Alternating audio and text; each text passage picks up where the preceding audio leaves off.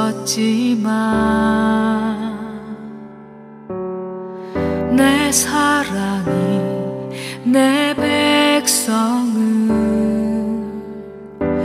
포기 못하니 내 모든 것 내어주고 나 그들을 얻으리라. 여호와께 돌아가자. 우린 돌아서도 그는 변치 않네. 여호와께 돌아가자. 우린 넘어져도 그 사랑 영원하네.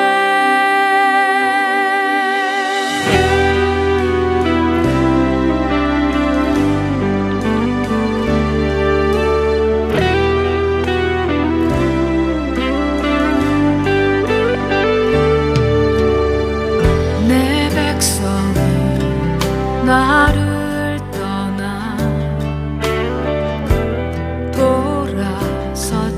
돌아섰지만 내 사랑이 내 백성을 포기 못하니 내 모든 것 내어주고 나 그들을 얻으리라. 여호와께 돌아가자. 우린 돌아서도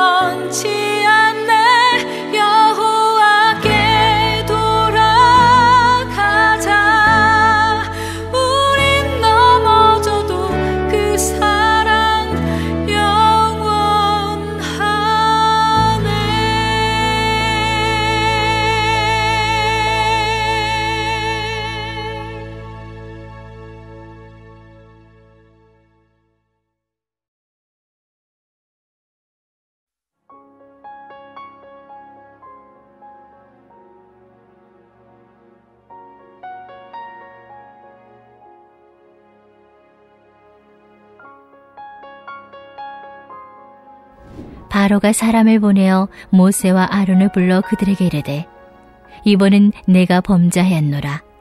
여호와는 의로우시고 나와 나의 백성은 악하도다. 여호와께 구하여 이 우레소리와 우박을 그만 그치게 하라. 내가 너희를 보내리니 너희가 다시는 머물지 아니하리라. 모세가 그에게 이르되 내가 성에서 나가서 곧 내 손을 여호와를 향하여 펴리니 그리하면 우레소리가 그치고 우박이 다시 있지 아니할지라. 세상에 여호와께 속한 줄을 왕이 알리이다. 그러나 왕과 왕의 신하들이 여호와 하나님을 아직도 두려워하지 아니할 줄을 내가 아나이다. 그때 보리는 이삭에 나왔고 삼은 꽃이 피었으므로 삼과 보리가 상하였으나 그러나 밀과 쌀보리는 자라지 아니한 고로 상하지 아니하였더라. 모세가 바로를 떠나 성에서 나가 여호와를 향하여 손을 펴매 우레소리와 우박이 그치고 비가 땅에 내리지 아니하니라.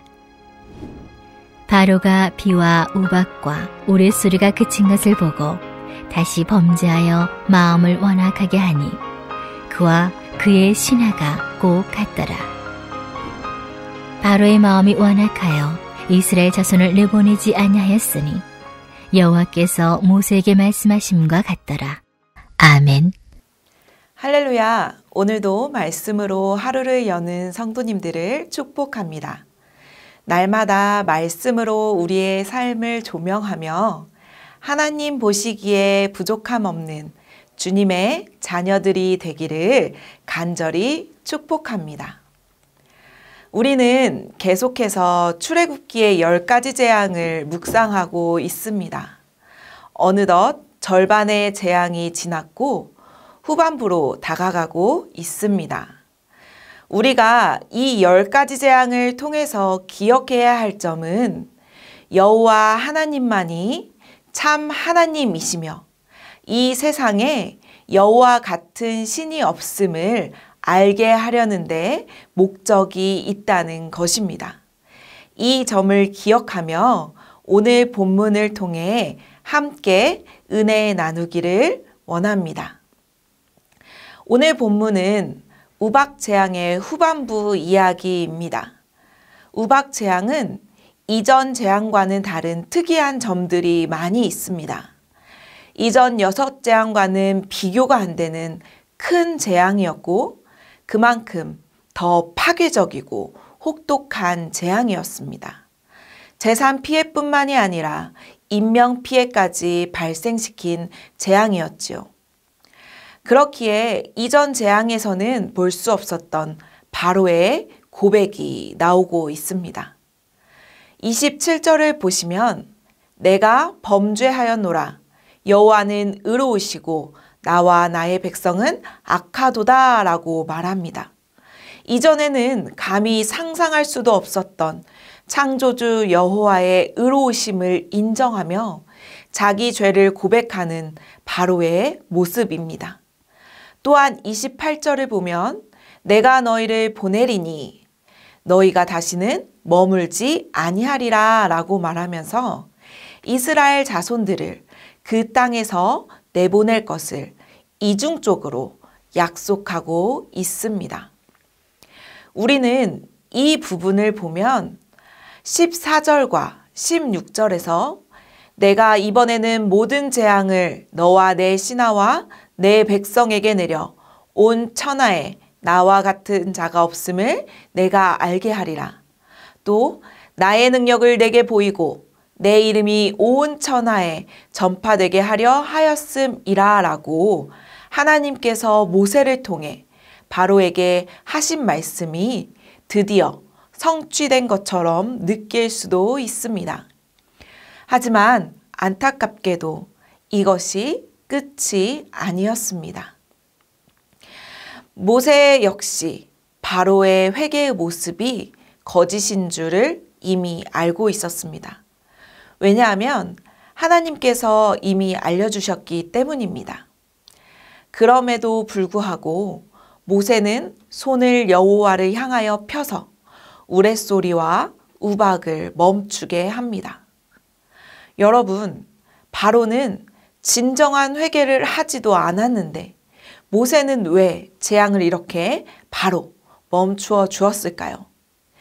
지금까지의 재앙들을 살펴보면 재앙이 내리고 난 뒤 멈춰준 이야기가 대부분 나오지 않거나 재앙이 있은 후 하루가 지나고 난 후 멈추어집니다. 그러나 이번에는 단번에 멈춰 주었습니다. 그 이유를 29절 하반부에 이렇게 말하고 있습니다. 세상이 여호와께 속한 줄을 알리기 위함이다 라고요. 하지만 바로 그 뒤 이어 30절에는 바로와 바로의 신하들이 여호와 하나님을 아직도 두려워하지 아니하는 줄 안다라고 말하고 있습니다. 즉 바로의 회개의 모습으로 인해 재앙을 멈춰준 것이 아니라 온전히 하나님이 하나님 되심을 보여주기 위하여 온 천지 만물을 주관하시는 하나님을 나타내시기 위하여 우박을, 재앙을 멈춰 주신 것입니다. 바로의 회개는 진정한 회개가 아닌 상황에 따라 변하는 거짓 회개였습니다. 화장실 들어갈 때 다르고 나올 때 다르다는 말이 꼭 지금 바로의 모습을 보고 하는 말인 것 같습니다. 바로가 이렇게 급변하게 변할 수 있었던 것은 삼과 보리는 상하였으나 밀과 쌀은 상하지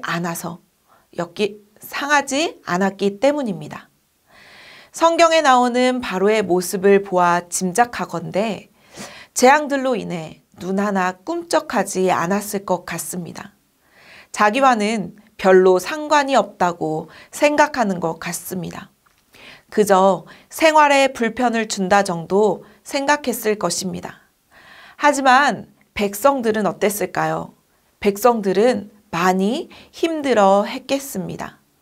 그런데 한번 생각해 보길 바랍니다. 백성들도 이 가축의 죽음까지의 재앙은 그럭저럭 버티었을 것입니다. 왜냐하면 물이 피가 되는 것, 티끌이 이가 되는 것, 파리가 출몰한 것, 가축의 죽음의 재앙들이 그들이 먹고 사는 문제에 직격탄을 주는 것은 아니었기 때문입니다. 그런데 이번 우박은 그들의 먹는 부분에 있어서 직접적인 피해를 주었습니다. 들의 농작물의 피해로 소출이 없어 양식의 어려움을 겪게 된다면 아마 그렇게 된다면 백성들이 반란을 일으킬 것이고 성난 백성들이 바로를 향해 쫓아가서 죽일 수도 있을 것입니다. 그런데 바로는 그 순간 아직 밀과 보리는 상하지 않은 것을 깨달았습니다. 그래서 다시 범죄하여 마음을 완악하게 한 것이지요. 이 세상을 살아가면서 이 땅에 섭리하시는 하나님의 역사를 알고도 우리들의 심령이 여전히 변하지 않는 것은 우리들이 온전한 회개를 이루지 못하기 때문입니다.